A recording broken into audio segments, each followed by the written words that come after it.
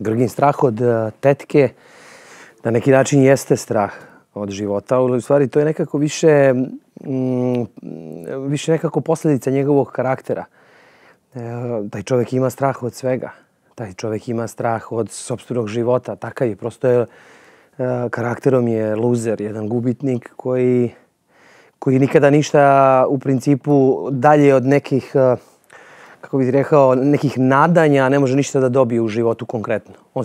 On pokušava nešto da se batrga da bi nešto promenio u svom životu, ali sva ta batrganja su uzaludna jer suštinski on nema potencijal i nema kapacitet da nešto promeni u svom životu. Tako da i ta tetka koja je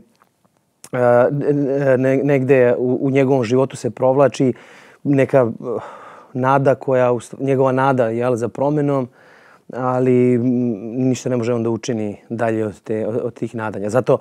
Zato prevladaju ti strahovi od tetke. Grga vidi Stelu kao ideal.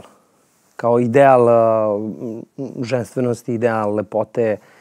I to je negde samo po sebi, on je, mislim, zaljubljen je on je iskonski, suštinski, kako se to kaže, onako, na prvi kontakt se zaljubi, na prvi pogled u nju. Ali i to govori o Grgi. Kakav je u stvari. On stvara ideal od nekoga ko ne može da bude idealan, ko nije idealan. Pa Grga je moja glumačka projekcija i konstrukcija i projekcija.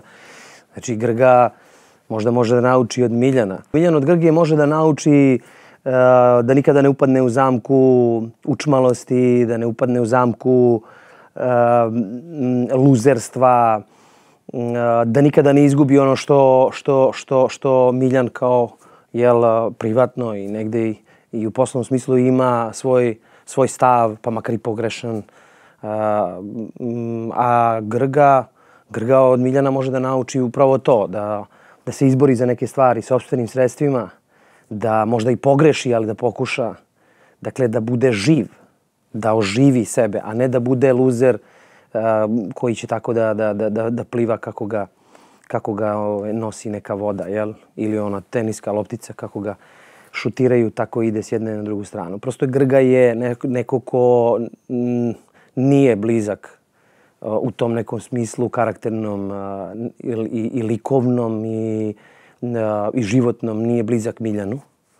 Ali eto, to valjda znači da sam negde, čini mi se, uradio lik takav koji je dijametralno suprotan od mene.